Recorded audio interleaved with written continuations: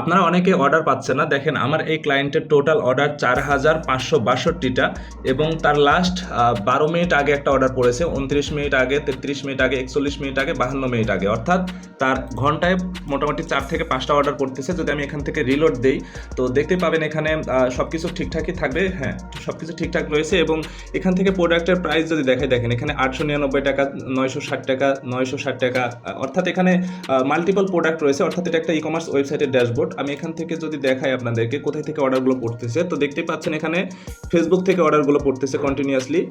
এই যে দেখতে পাচ্ছেন এখানে গুগল সার্চের মাধ্যমে একটা অর্ডার পড়েছে।